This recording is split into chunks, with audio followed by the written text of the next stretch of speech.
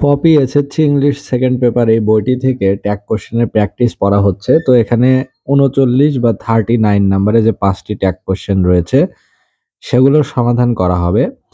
এ নাম্বারে বলছে the little boy came first, অর্থাৎ ছোট্ট বালকটি দ্রুত আসলো। তাহলে এটা দ্য লিটল বয়, বয় মানে এটা প্রোনাউন হবে হি।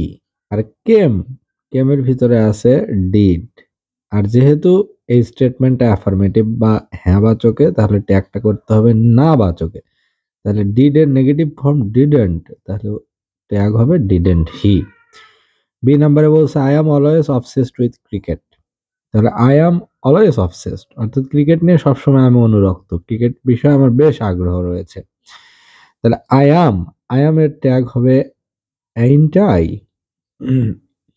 সি নাম্বারে বলছে let's go out for a walk in the open field, চলো খোলা মাঠে হাঁটতে বেরোই। তাহলে লেটস বা লেটাস এটা থাকলে সব সময় ট্যাগ হবে শ্যাল উই। ডি নাম্বারে বলছে the teacher said in the class he is third person, অর্থাৎ টিচার ক্লাসে বললো যে হি এটা থার্ড পারসন। তাহলে হির প্রোনাউন এখানে হবে ইট, কারণ এটা ওই যে এখানে বলা আছে এখানে হিটা হলো একটা প্রোনাউন, তাহলে এটা ট্যাগ হবে ইজেন্ট ইট। ই নাম্বারে বলছে hello Suman, I believe you are coming to the airport, আমি বিশ্বাস করি যে তুমি এয়ারপোর্টে আসছো। তাহলে এটা ট্যাগ হবে ইউ আর কামিং, তাহলে এটা হবে আরএনট ইউ, অর্থাৎ আসছো নাকি।